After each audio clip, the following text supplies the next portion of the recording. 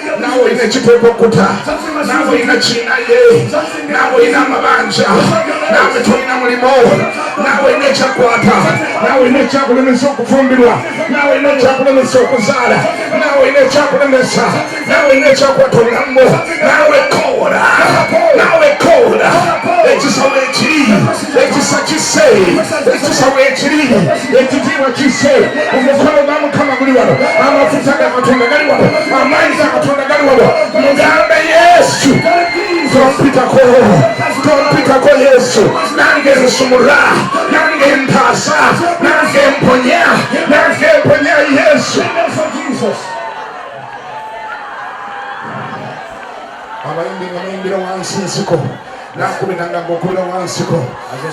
Tompitanga komulokozi. Tompitanga komulokozi. Mbadde nkukoowoola. Nga bw'okyalira abalange nkyalira. Abayimbi nga bayimbira wansiko. Shakata kunobokoto.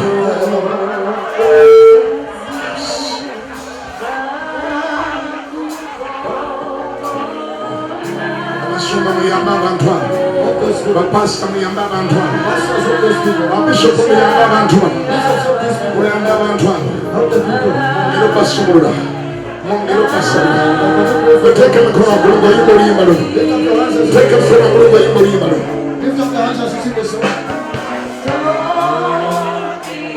Yes. Wow, Mukama.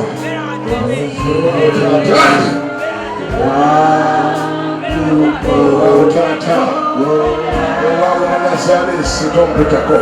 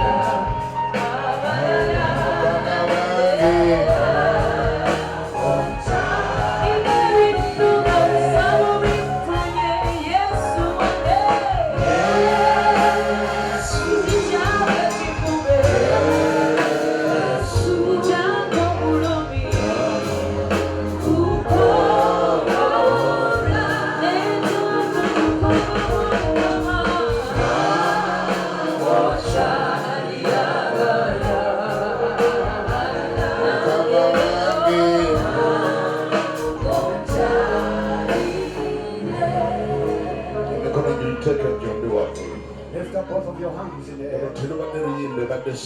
That hasn't been a song, but it has been a prayer. And it has reached the heaven.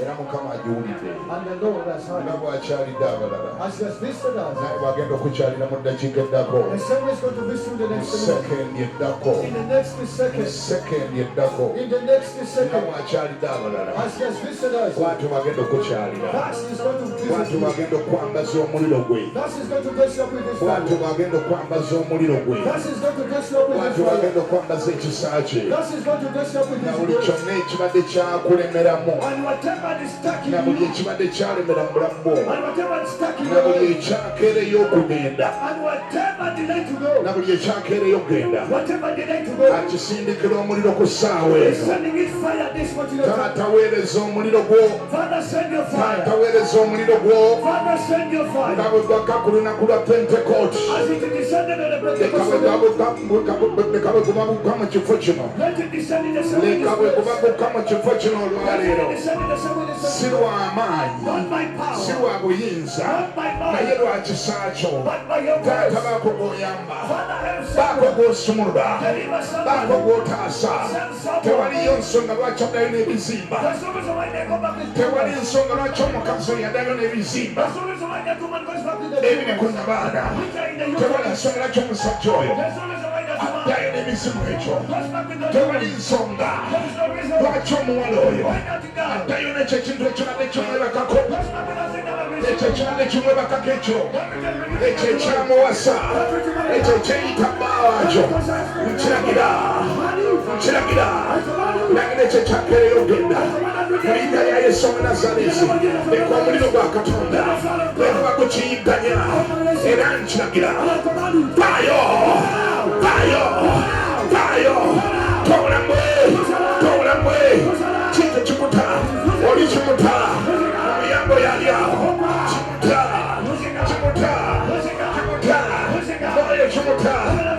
kimuta oyo muyambe n'oli mu muyambe nkiragira vaayo kusalako n'oyo kimuta n'oli kimuta nawe kyalirwa nawe yambibwa nawe wonyesebwa nawe sumululwa nawe saasirwa nawe teebwa nawe wonyesebwa nawe sumululwa nawe ddukirirwa mu linnya lya Yesu twala okwonyesebwako kuba Yesu mu ngalo kubera Yesu engalo kubera Yesu engalo kuba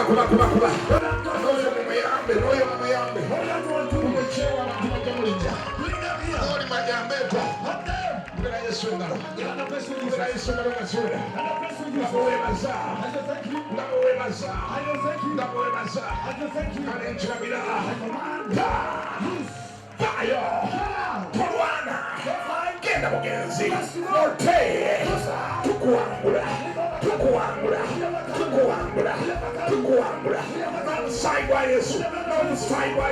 n'omusaayi gwa Yesu wangulwa genda Kiganda kubera Yesu engalo ngazuula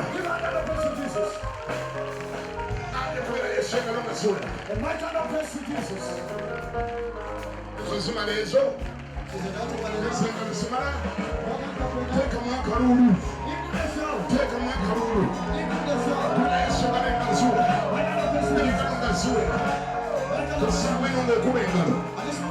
tusaawe n'okuba engalo waliwo bali mu kwonyezebwa ng'okuba engalo oteebwa ng'okuba engalo osumulwa ng'okuba engalo wali mu kwonyezebwa ng'okuba engalo ogenda kunoonya ekiba ne kikuluma nga tokyakiraba kuna Yesu engalo ogenda kunoonya ekiba ne kikuluma nga tokyakiraba mu linnya lya Yesu